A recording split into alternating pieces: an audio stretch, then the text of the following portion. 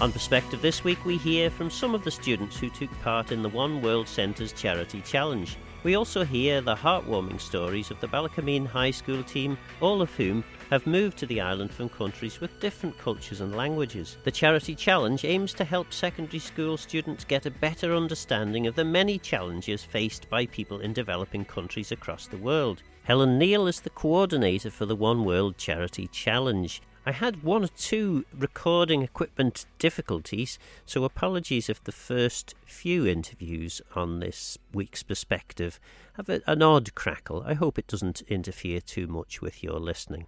The challenge is to help sixth formers learn about international development. They do this by learning about charities working in the developing world, and then they prepare a presentation about the charities. Then they present the presentations and get sponsorship money on the basis of how well they do. Why is it important, do you think, for students to know about the challenges that people are facing in less well-off countries than ours? I think in the Isle of Man we are in quite a privileged position. And I think it's really important for students at that age to learn about issues faced in the wider world. I was very lucky myself. I had the opportunity to work in an orphanage in Sri Lanka when I was 16, and that really changed my worldview. And I think the students who have this opportunity to work with the charities, I think it helps them as well to change their worldview. A lot of them have actually described it as life-changing. And indeed it is. I mean, I know myself, I've had opportunities to go away and see what poverty really looks like. And whereas you can see it on the television and feel you shed a tear or two, actually witnessing it, being there, seeing and speaking to people and understanding the concerns and the issues that they have, there's no real replacement for that, is there? No, and I think particularly this year we've been very fortunate that some of the students have been able to talk firsthand to some of the people helped by the charities, obviously via Zoom, and that's been an amazing experience for them. I think that's really helped to bring it home to them as speaking to an actual person that's been helped by the charity. Well, my hope for this evening is that we have a really entertaining evening as usual. We've had 2 days of rehearsals with the students. I've seen all the work that's led up to this point. It's the culmination of about 6 months' work, and a lot of other teams have been through the process as well. So I think we're in for a really entertaining and interesting evening, and people will learn a lot as well from the students. Susan and Gary Clewett are sponsoring this year's One World Charity Challenge. They tell us a little bit about their involvement. For years, we have had a family foundation that has mostly sponsored education in agricultural colleges for women in Africa. And the One World Centre approached us about this, and it fitted with the aims of our foundation, so we agreed to do it. What was your main motivation behind the foundation? It was basically giving something back. We lived in Africa for a number of years. And, as I was saying, it leaves an indelible mark on you.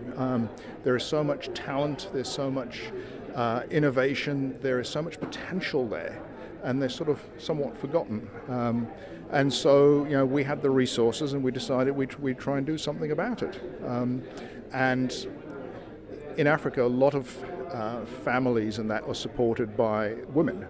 They tend to be the breadwinners in a lot of cases. And so Susan has a background in agriculture. She grew up on a farm, and we're interested in the environment thing. So it was very much trying to encourage young African women to get involved in sustainable agriculture, and that was 20 years ago, and we're still going strong.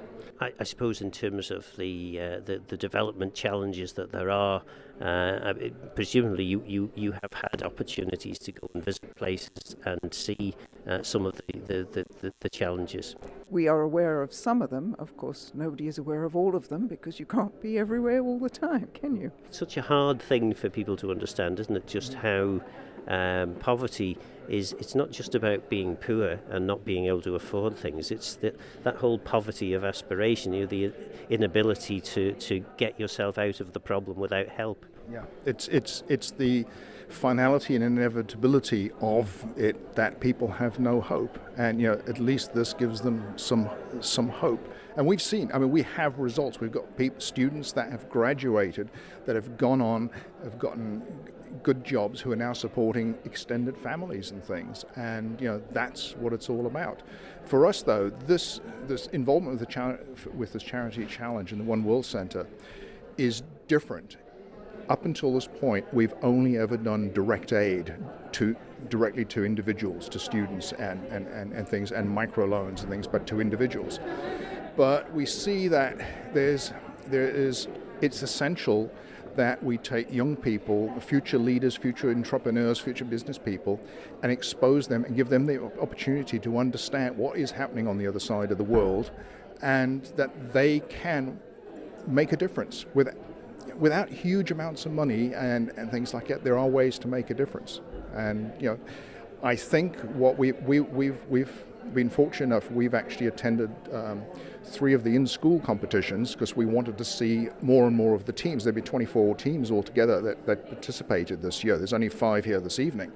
But we've been exposed to about half of them in terms of things, and they've all seemed to have taken away something valuable, I think, that will help them later in life, and it's of value to people in Africa, obviously, the recipients. But I think it's just creating the awareness is important, and doing it to people, to students that are sort of at an impressionable age. I think it will have a long-term impact on them.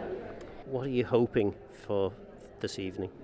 I think my hope is that these students have gained something from this experience. That is really my hope, that they have gained some knowledge and understanding of the world from this experience. Deputy Chair of the One World Centre, Claire Barder, explains why the centre is so keen to develop and support this charity challenge.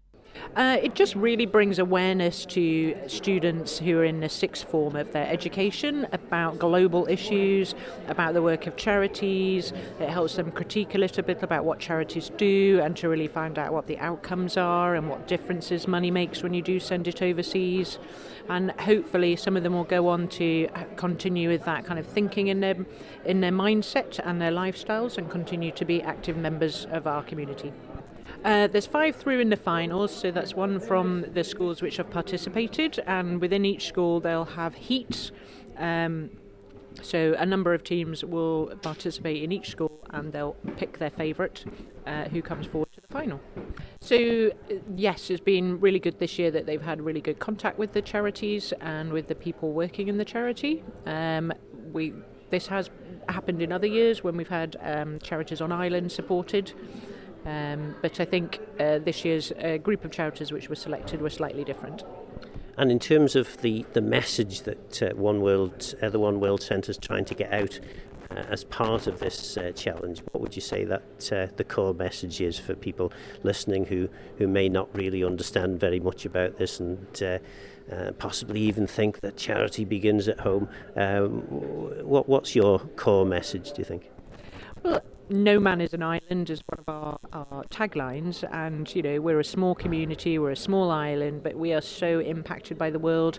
When you get up for breakfast in the morning, by the time you're sitting there with your cup of coffee, you have interacted with all sorts of different countries across the world. So we believe that it's part of our ethos as people to help all of those countries and to make ourselves more globally aware. So my background is spending about 18 years working overseas, doing humanitarian work, and I've definitely seen a lot of changes in that time. I've taken a step back now because no longer is it the days where lots of white people need to go off to Africa and save the world, because it's more about supporting them to do it themselves, because they've had all of that capacity building and support and just need a bit of extra kind of direction and advice. Many people will read certain newspapers and read various scare stories about money being diverted into rich, powerful politicians' pockets. Is that how it works, or is it slightly different? There's very tight regulations. I think because people are so wary, and there is this thought that money gets diverted, that actually the accounting procedures I found are a lot more tight from the work that I've done overseas than when I've come back to the Isle of Man. But in terms of the money that people would donate to charities, the vast majority of that does actually go to help people, doesn't it? Yes, it definitely does. The majority of any budget or any kind of grant that gets given or your donation goes to people overseas. There will be a small administrative cost. A lot of people get annoyed about the administrative cost, but it means that you're using a bank, you're doing taxes, you're doing work permits, you're doing your forms, you're getting audited, you're paying for internet, you're supporting your staff with development and continuous professional development. So those admin costs are really important and will only be about 5 to 10% of any budget. The rest of it will go directly into implementation. If you pay somebody a proper salary, then they're more likely to make sure that the money goes to the right place because they're able to support their own family properly. We're going to hear now from the participants, and first up is Castle Rushen High School. My mother was treated with Hospice Africa. This is her story. I am one of 11 children. 2 years ago, my mother noticed 2 bumps on her left breast, but didn't think much of it, as it wasn't causing her any pain. Recently, the pain got worse, and she was no longer able to do her duties as our mother. She decided to go to the hospital in Mombara, which is 367 kilometres away. However, she knew it would be the best for her, as some of our relatives were in a refugee camp nearby. That was the last time I saw my mother walking. By the time she made it to the hospital, she was completely bedridden. Both of her legs had been broken due to previously undiagnosed cancer. After 3 days at the hospital, she was transferred to Hospice Africa's care, where she was given liquid morphine for the pain, along with food and water. My mother knew she didn't have long left and told her nurse she wanted to go home and see us one last time. After some patients heard about her, they raised enough money to transport her home. The journey took over 12 hours and she was in excruciating pain the whole time.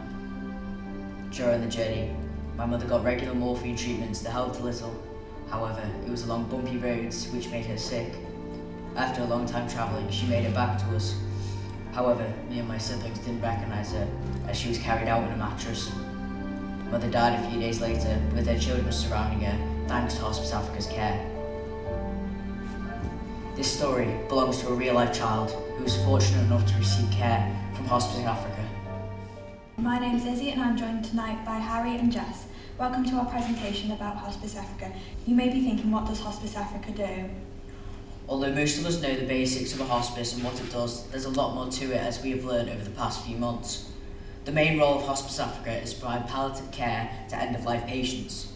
The aim of palliative care is not to make people better, but to make them more comfortable. It also offers support for the families.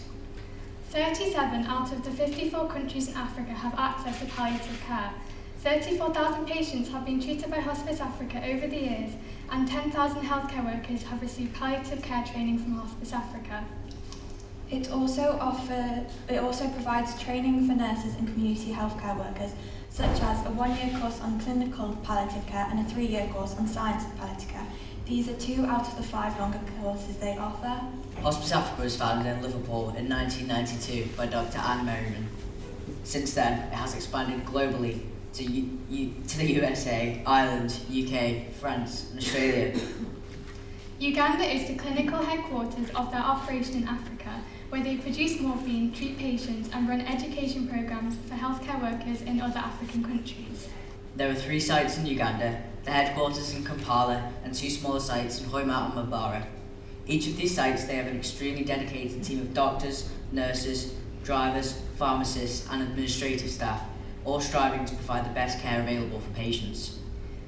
Uganda was chosen as the host country in September 1993 by the two-person team, Dr. Anne and nurse Mabraka Fazal. However, they only had funding for a few months. At the time, Uganda had a population of 23 million and 57% of the rural population had never seen a healthcare worker.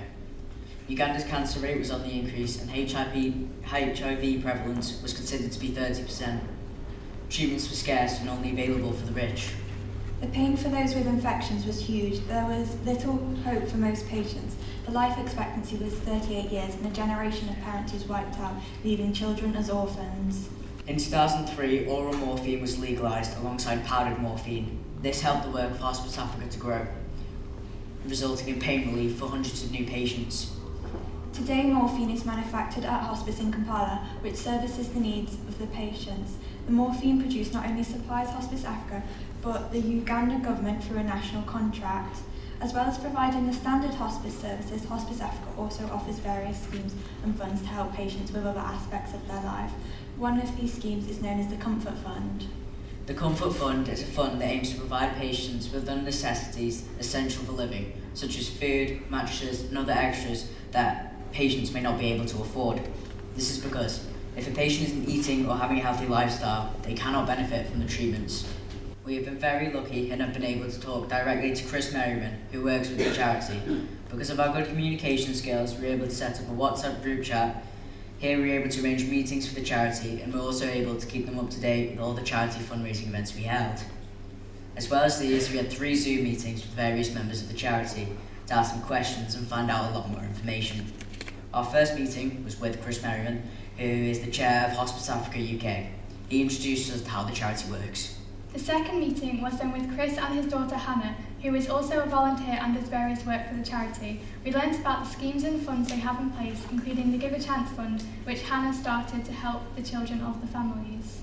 In our third meeting, we talked to the founder, Dr. Anne, and she told us about her story of the involvement in the charity. She told us how she had always wanted to work in Africa and how she was inspired by the suffering and witness to start pain and suffering she witnessed when visiting Africa, and she still lives there to this day. Thank you so much for listening to our presentation.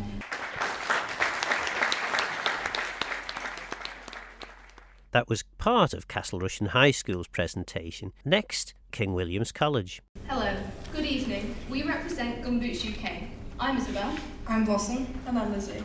Gumboots is a small UK-based charity and its aim is improving the lives of children through education in South Africa, with its sister organisation based in USA.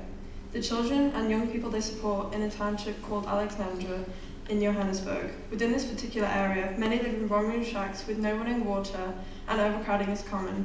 Their lives are put in danger by simply running in the street. Because of this, most children are exposed to crime and danger. Schools in Alex don't provide a decent standard of education, and many young people leave without the skills and knowledge they need to get a job. Gumboots works with projects in Alex, which were all started by local people who want to give people a better start in life. Despite the hardships they may face, they have the same hopes and dreams as we do here in Isle of Man. They are talented and resilient and overcome the hardships they face. So, how is Gumboots UK working towards the UN Sustainable Development Goals? Gumboots' main aim is to help lift children out of poverty through education. Over the years, they've done this in a great number of ways. They've funded a small group of young people to go to the United Church School outside of Alex. They've also worked with a Saturday Supplementary School project, which focused on improving children's maths and science skills. Over 2 years, Gumboots has also funded the cost of sending a small group every single Saturday.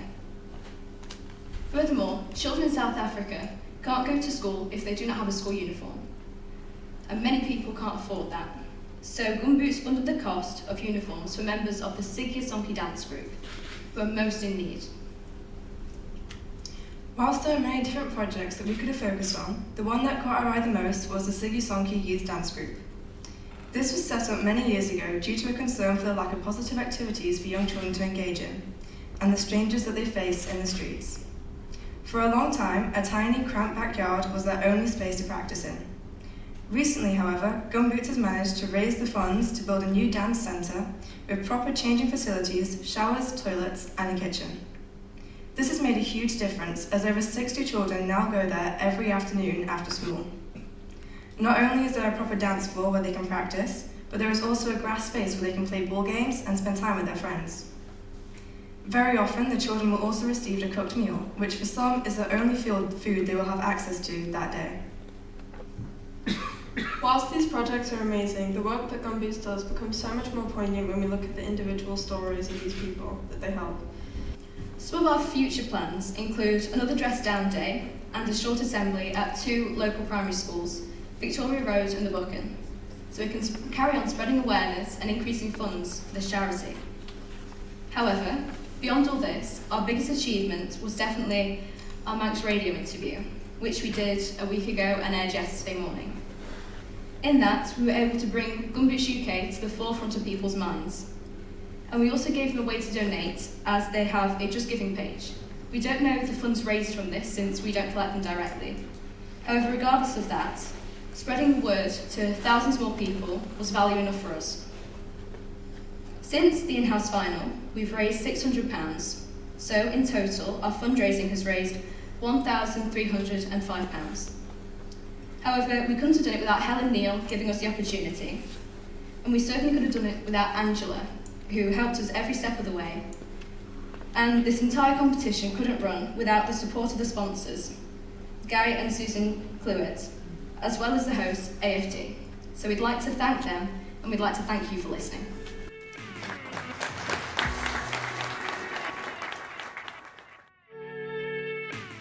Good evening everybody, we are the team from Q2 High School. So the charity that we chose was the International Refugee Trust. Most of us are very interested in current affairs, so we were very grateful for the opportunity to be able to support a charity that helps the people that are in need that we have often read about in the news.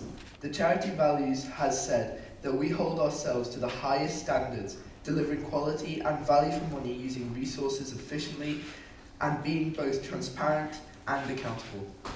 Collaboration is another value the charity upholds. They place an emphasis on partnerships. They work with trusted organisations to deliver quality work. The charity says we believe in empowering community, so they achieve long-term sustainability through active participation. They encourage innovation and creativity by pursuing new ideas and new technology. The charities also said we place equality and respect for others at the heart of what we do, recognising the rights of everyone with whom we work with, especially those in vulnerable groups. On our Instagram, we shared posts about fundraising events. We would share information with our followers about the charity, for example, posting our interviews onto it.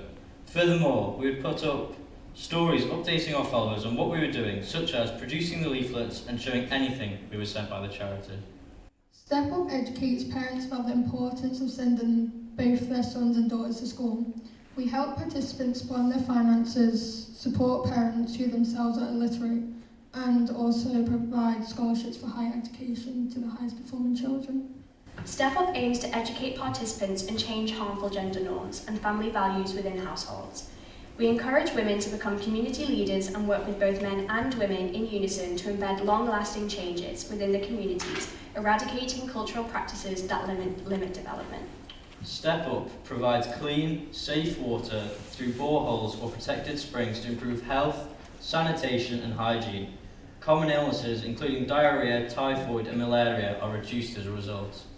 The charity aims to introduce solar lighting across target communities.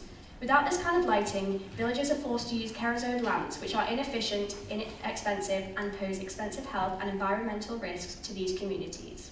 Step Up participants learn how to manage their money and save for large projects, such as home or farm improvements. By generating their own income and learning how to save for large projects, families can continue achieving improvements to their lives beyond the project's life cycle. In Uganda, poverty is over twice as prevalent in rural as in urban areas. Spurring agricultural growth as well as improving education, health and basic infrastructure services contributes to bridging the regional divide. The charity said that we sensitise the community to the importance of sustainable agricultural techniques and the risk of environmentally damaging practices. Participants learn how to reduce the impacts of climate change through improved practices aiming at preserving water and soil fertility, as well as through the use of energy-saving clay ovens. Thank you very much for listening. That was the QE2 team. Next we hear from runners-up St Ninians. Today we are here to talk about the charity Trade.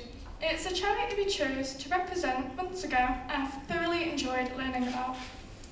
Trade works with people in Burkina Faso, Ethiopia, Ghana, Mali, Niger and Senegal to help tackle poverty and help combat the effects of the climate crisis. Trade also helps those that struggle financially.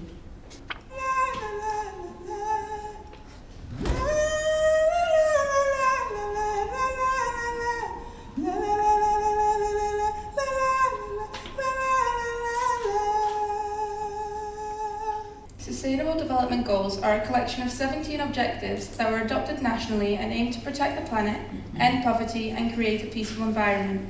In the next few slides, we will look at which sustainable goals Trade sets out to achieve. What sustainable goals do Trade focus on? Trade highlights the struggles of living in poverty as a woman. They cannot have their own field and are restricted from education. Trade helped a woman named Annie, who is a mother of 3 living in Sengu, a region in Mali.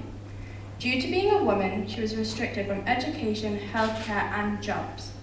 Before the project, she said she felt useless, but since being in the project, Annie said it has trained and equipped her and she now has a steady and an improved income.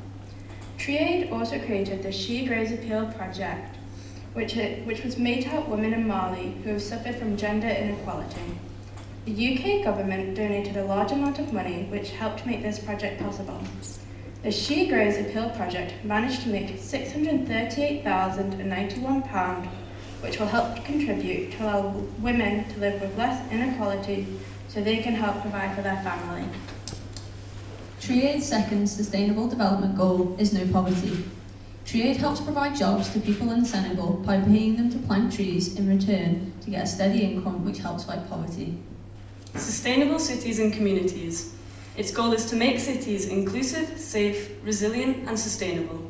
There needs to be a future in which cities provide opportunities for all, with access to basic services, energy, housing, transportation and more.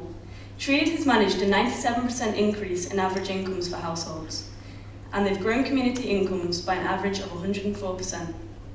The charity's fourth Sustainable Development Goal is decent work and economic growth. Through enterprise, the charity support people across Africa to increase people's incomes. In Ghana, they work with farmers in rural communities to develop cashew and honey enterprises with financial training. The official mission statement of this goal is to take urgent action to combat climate change and its impacts. Trade aims to do this by nourishing the land and making it fertile enough to regrow and reproduce trees. They have goals set for 2040. You can see them behind me. So far, Trade has restored 137,000 acres of land, already making strides in this goal. Life on land. Trade has helped complete this sustainable goal by using the money which was donated to plant trees to help tackle deforestation. In 2022, Trade managed to grow 10,700,000 trees and restored 137,000 acres of land. By doing this, they are creating a better environment for both humans to live in but also animals.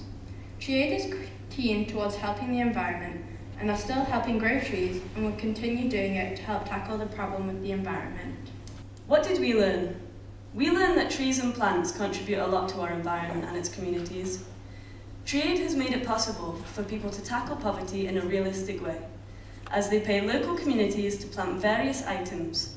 So not only are trees being restored, but families are being provided a source of reliable income and food, which does not damage the environment. We learned how a little amount of money can truly do so much. It can change lives and impact communities for years to come. If you look on Triade's website, you'll be able to see how much they care about the locals they've helped. Finally, we learn how much of an impact Triade has left on this world. They've managed to plant 27,616,546 trees since they were founded, which is incredible. They have also restored and protected 167,057 acres of land. Thank you for listening, and if you have any other questions, you can come to us after or scan the QR code we're about to hand out.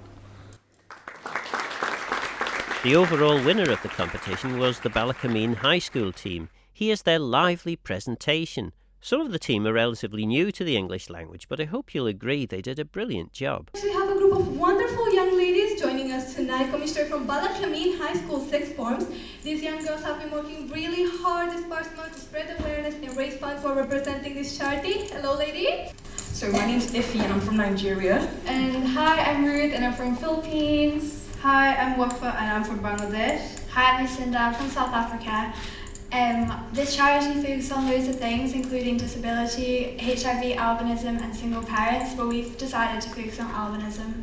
So, tell me, why this charity? What's the actual reasoning behind you choosing to support this charity? So, due to the majority of our team being immigrants and English being our second language, that is why we chose Advantage Africa, because they help people who are marginalized and people who don't feel belong, which was the case for most of my team, especially when we first moved into the island. At those moments, we felt different, which is why we wanted to spread awareness about albinism. So, when you say different, what do you actually mean by that? Judged, mocked, oppressed, excluded. This is why we chose to wear our cultural outfits today, because we wanted to show how proud we are of our heritage, and we hope you guys can see the beauty of our culture. That is wonderful to hear. So, could you tell me a little bit more about how this charity helps and engages with its community? Advantage Africa is a charity founded in 2002 to help Africa's poorest and most marginalized people, such as Isabel from Korea, which is in Kenya. She used to be carried around in a wheelbarrow before receiving a new wheelchair for the challenging terrain. Her new wheelchair has boosted her confidence and changed her attitude to life.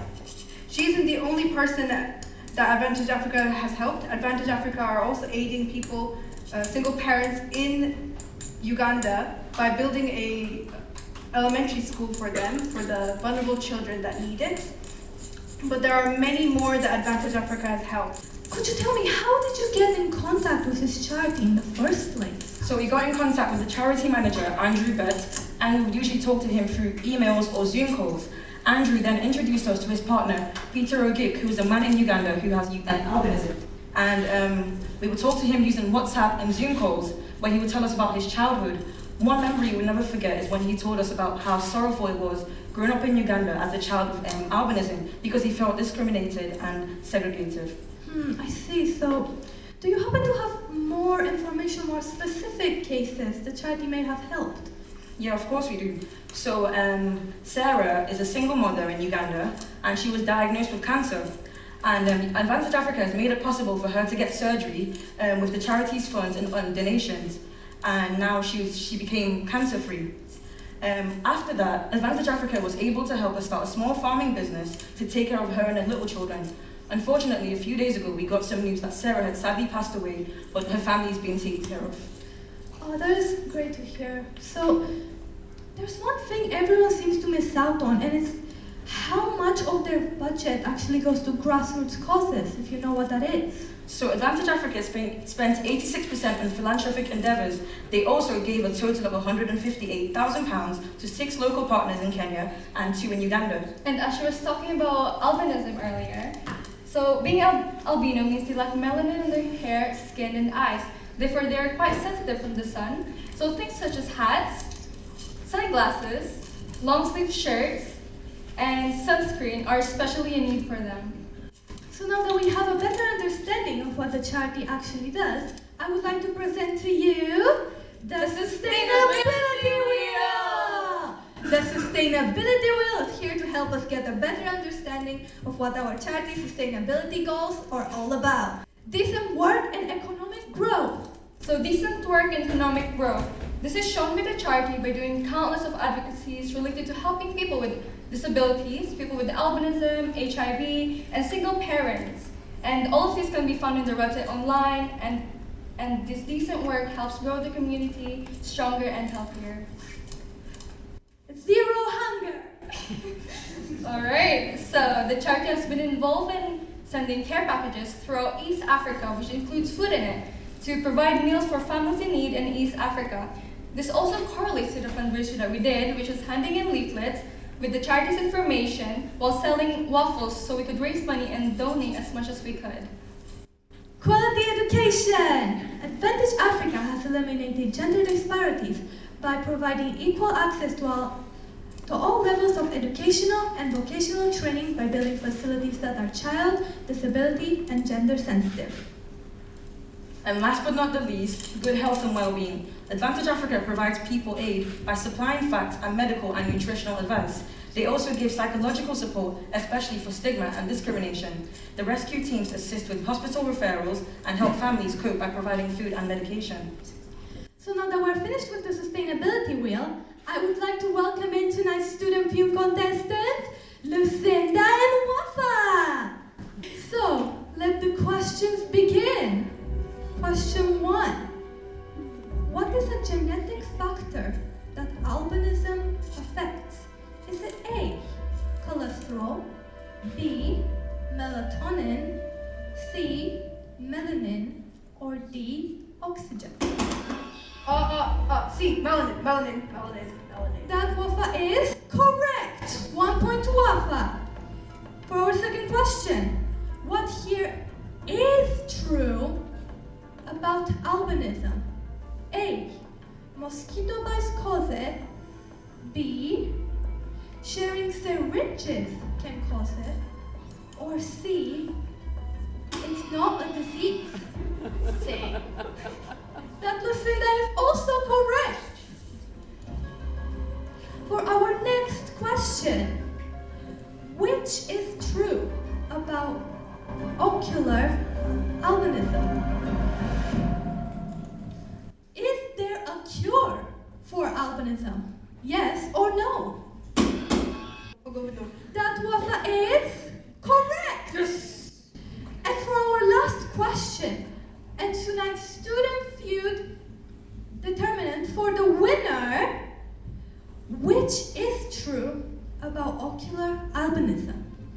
Is it A, reduces the pigmentation of the iris, or B, affects the cornea?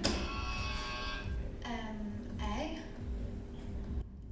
That Lucinda is, drumroll everyone, correct! So I'm sorry to break it to you ladies, but it is a tie. This game is rigged. But I must say, your understanding of these topics is amazing.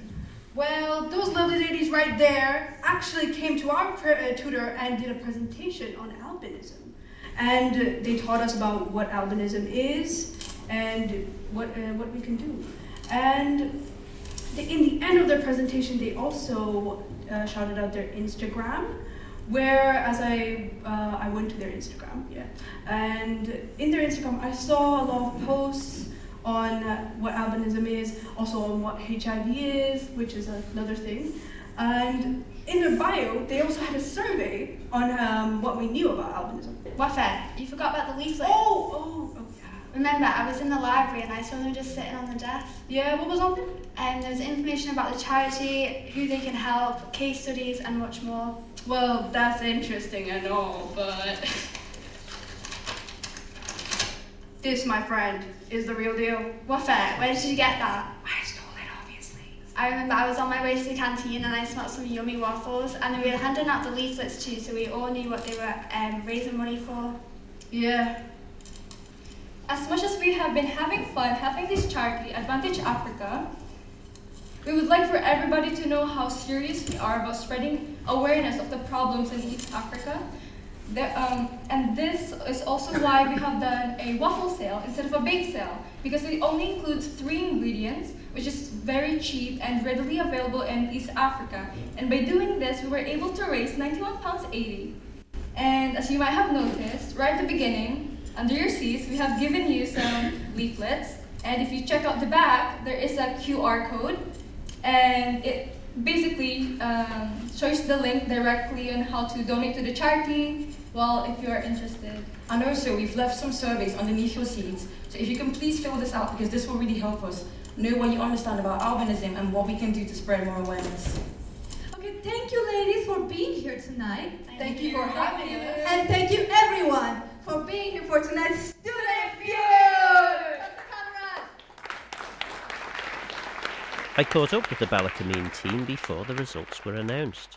I'm Wafa Ahmed from Ballakermeen High School. That's about it. I am from Bangladesh, which is in South Asia. What did you get out of this, do you think? I feel like I got more like of a community because like as an immigrant, I feel like it's hard to like have a community, and like it feels like we're like outsiders sometimes, odd ones out, and it's a bit difficult. So like when seeing like some people like me, and like as an hijabi, like a person of color as well, it's just a bit different, and it's better like that I have other people like me. Just great. Yeah, that's about it. I'm Ifia Nazia, and I'm from Ballakermeen High School. So I think for me, just being a black person, and I think coming here was so different for me because there was no one. Well, there's black people here, but there's not enough. So I felt different, and I was like, whoa, everyone here is kind of white. Well, nothing, not to be rude, guys, but like, I felt different. So when I came here, and like, my hair is different, they asked so much questions. I mean, I like the questions, but you know when you feel like it's too much, and you're like, whoa, this is overwhelming. You feel like an alien. Yeah, and I was like, this is like, why are you guys asking me so many questions? But I think it's, I think I've gotten used to it now. They're not trying to be offensive. They're just curious, genuinely. And I think I understand that now. But I think living here has opened my eyes, and I've experienced so many new things. And I'm glad I've come here. And meeting you guys also helped me, like, I don't know. Yeah, stop it. Meeting you guys also helped me, like, get more, like, a sense of belonging. Because I felt like, oh, I have a community. I'm not the only one. There's different people like me, and they, I don't know. Yeah, the vibes. Okay, sorry. I'm done. Thank you. And I remember went to Sierra Leone being the only white person there, and it's not until you are in that position that you realise just how different that is, and everyone looking at you and pointing and genuinely pointing because they're interested and because they'd never seen anyone with different coloured skins and things. So tell us about your involvement then. Hi, I'm Lucinda. I'm from South Africa. So I don't know. I feel like I've always felt quite left out, and like it's good to like find people who's also be in that position and just like come together and done something good to spread awareness about our experiences and like helped it relate to albinism. So yeah. Had you been involved in any way before? Did you know anything about international development work before this? Can I answer yeah, absolutely. We didn't really know much about how much was going on internationally. We never even knew. So I think working with Advantage Africa, our charities helped us learn so much because we didn't know, like, there were people who were in poverty. Well, I knew, obviously, because I was coming from Nigeria. And they suffer from poverty in Nigeria, and a lot of the people there. So when I came here and I saw everyone living, like, privileged lives, I was like, wow, everyone has such a good life here. And I think I forgot about how Nigeria was and how different it is to here. So when I worked at a charity again, it kind of opened my eyes to be like, yes, people are in poverty. There's hunger going on. And I think there was so much education, which working with Advantage Africa, and we learned so much, genuinely. Yeah. And we had a fantastic host for your presentation. And it was a really good idea, the whole way in which you presented that. I'm Steffi. I'm a student from Ballakermeen as well. I'm Romanian, so I moved here like 4 years ago with no English. Pretty stressful, but you know, it gets better. I really liked working with the charity because I feel like I didn't know much about this stuff. They don't really teach it. Yeah, at least in my country, they don't really speak about it. So when I came here, I learned so much about it. I saw it in like assemblies at school and stuff. I was like, oh my God, because I had no idea this stuff was going on. And then I was like, oh, it would be nice if I had did something related to it as well, so I can put my input into it. And most people listening to this program won't understand the whole idea of language barriers. I'm a Manx speaker. There's not that many people who are, first am I. But most people living on the Isle of Man are monoglot, English speaking, and have no experience of more than one language. How did you find coming to a place which didn't speak the language that you speak? Oh, it was really stressful because you walk around. People sometimes make fun of you, like they think you're dumb. Like they would say things to you and watch your reaction, and you don't know what to answer because you don't understand what they're saying. You don't want to not say anything because they will judge you if you do that. But yeah, then it gets harder because then you understand, but you can't speak. So then they speak bad about you right in front of your face because they think you don't understand them, but you do. And it's very stressful. But yeah, now I have. Yeah, I have a community. I'm very happy. And the final member of the group, last but by no means least. Hi. Wow. I'm Ruth, and I'm from Philippines. What did you feel about the whole involvement, the engagement with this charity? Well, coming from Philippines, it was, well, I would say the area that I lived in, it was very closed off from outside, like, international things. So I really didn't, like, honestly, I didn't know anything about albinism, people with HIV. I wasn't very clear about that. So working with in the charity challenge and my team, Advantage Africa, it helped me open like an open eye, like on what things could there be, and it was very helpful. And in terms of coming to the Isle of Man, because a lot of what you were talking about in the presentation, it was about being separate, being outside, and actually it was great that 5 people that have come into the Isle of Man and feel initially at least separate from the community were actually delivering that presentation. So did you all know each other beforehand? No, absolutely not. We haven't known them. We knew them because of the charity challenge. We made friends because of charity challenge, and I think that was a very the opportunity was there. It was just honestly very nice. I was able to meet these amazing people. Yeah, and I was also able to learn like a lot about their cultures. And it opened many eyes. I feel like it's easier to relate to people that had a similar experience to you when you came here. So that's how we all found each other. But you were saying about the language barrier. I think the first time I came here, people thought I couldn't speak English. Yeah, they just make a judgment. And it was like, I was like, I could, and then I just randomly started speaking, and they were like, oh, you could speak, you're so fluent at That's it. the question I got asked a lot when I first moved here. They were like, you can speak English, you're from Nigeria. I was like, our first language is English. What you on about? I was like, you guys, no, I'm not gonna get into it. I feel like we're just very much like underestimated by most people, and like I just want for like everybody to know who's listening to this program that we're not the same, but we're all humans, so please do respect us and respect everybody. If we don't really understand you, you could at least be respectful of that, because just because we can't understand what you're saying, that doesn't mean we're physically stupid or something. We do feel things as well. We could see in like through our eyes, like your actions. So And one of the great things actually about having people from all kinds of different cultures is that's really interesting. Most people in the Isle of Man live lives that are generally fixed on one particular view of the world, and you it's 5 of you. Safe, though. It's safe, but although there's a lot of microaggression because they don't know a lot of things. So but the thing is I feel like there is getting some education because there is more people coming. So that's fine. Like in our school, it's way better in Ballakermeen because they always have talks about how to make people feel included or how to not discriminate against someone else. So I think schools also are helping. So if schools can do this more, talk to students about how to include people, that would be helpful as well, I think. Oh, yes. So when I first came to Ballakermeen, I was very surprised how open they were about this whole anti-bullying. They did a lot of advocacy as well in school during assemblies. And we've personally in my school back in the Philippines, we never had that. Me too. I don't know why, but we just never looked into it because we overlooked for the fact that people might be suffering silently alone. And that really, I was very grateful to be in here. Well, I was super impressed with your presentation, and really great to hear from you all and find out about all the different cultures and your experiences of coming to the Isle of Man. Thank you so much. Thank you. And this is what winning meant to the team. Oh, I'm relieved. We've worked so hard for this, so I'm happy. I think I'm shocked, to be honest, because when I was on there, I was like, this is not going good. But luckily, you guys thought that. So I'm very happy everyone thought it went good. And thank you for helping us win. And yes, thank you, everyone.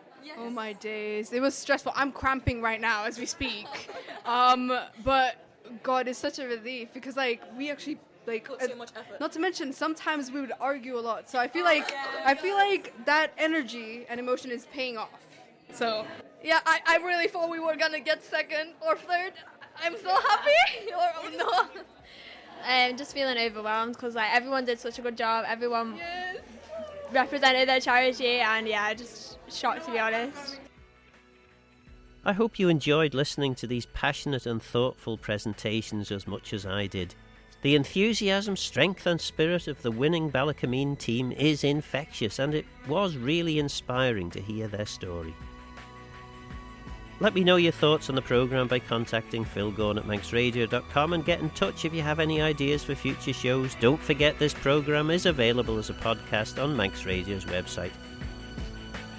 For now though, I'm Phil Gorn. Gora Mayo Sun Geisio Grum. Thanks for listening.